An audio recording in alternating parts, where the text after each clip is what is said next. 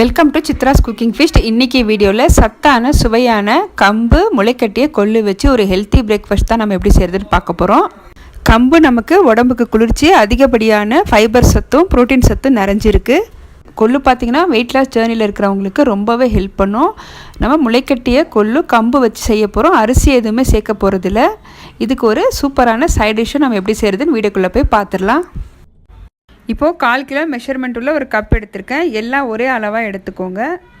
ஒரு கப் அளவுக்கு முளைக்கட்டிய கொள்ளு எடுத்திருக்கேன். அதே கப்பில் ஒரு கப் அளவுக்கு கம்பு எடுத்திருக்கேன். 1/2 கப் அளவுக்கு வெள்ளை உளுந்து எடுத்திருக்கேன். நீங்கள் கருப்பு உளுந்து கூட சேர்த்துக்கலாம். 1 ஸ்பூன் அளவுக்கு வெந்தயம் எடுத்திருக்கேன். இப்போ இது எல்லாமே நம்ம ஒரு பாத்திரத்தில் சேர்த்துக்கலாம். ஃபஸ்ட்டு கம்பு 1/4 கிலோ சேர்த்துக்கிறேன். அதே கப்பில் 1/2 கப் அளவுக்கு வெள்ளை உளுந்து சேர்த்துக்கலாம்.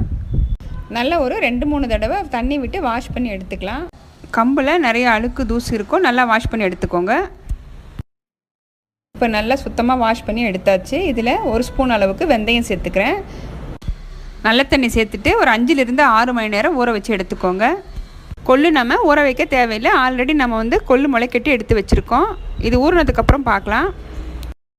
இப்போ பார்த்தீங்கன்னா கம்பு உளுந்து ஒரு 6 மணி நேரம் நல்லா ஊறி இருக்குங்க. இப்போ நம்ம அரைச்சி எடுத்துக்கலாம். நான் மிக்சியில் அரைச்சி எடுத்துக்கிறேன்.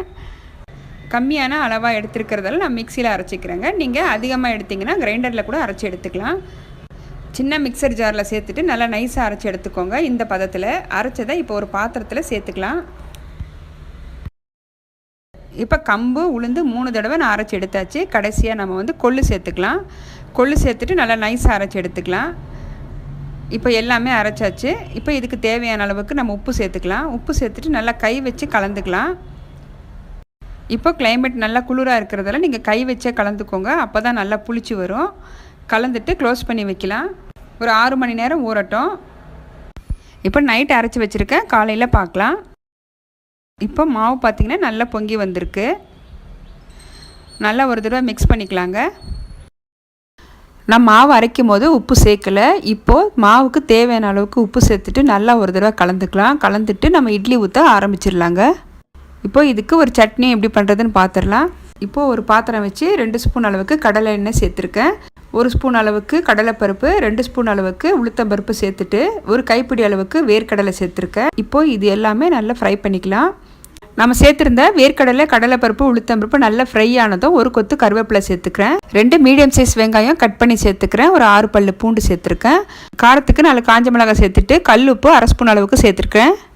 வெங்காயம் கொஞ்சம் வதங்கினதும் 2 தக்காளி சேர்த்துக்கலாம். இப்போ நம்ம சேர்த்துருக்கிற தக்காளி கொஞ்சம் வதங்கட்டும். வதங்கினதும் நம்ம ஆற வச்சு அரைச்சி எடுத்துக்கலாம்.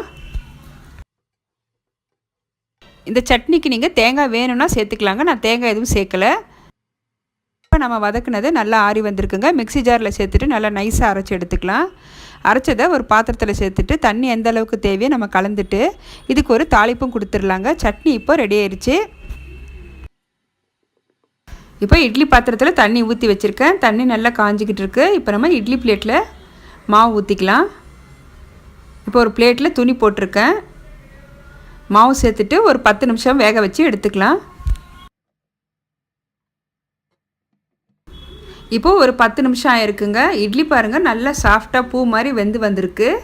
எப்போவும் ஒரே மாதிரி அரிசி சேர்த்து இட்லி தோசை செய்யாமல் இது போல் கம்பு முளைக்கட்டிய கொள்ளு வச்சு நீங்கள் இட்லி தோசை செஞ்சு பாருங்கள். டேஸ்ட் ரொம்ப சூப்பராக இருக்கும்.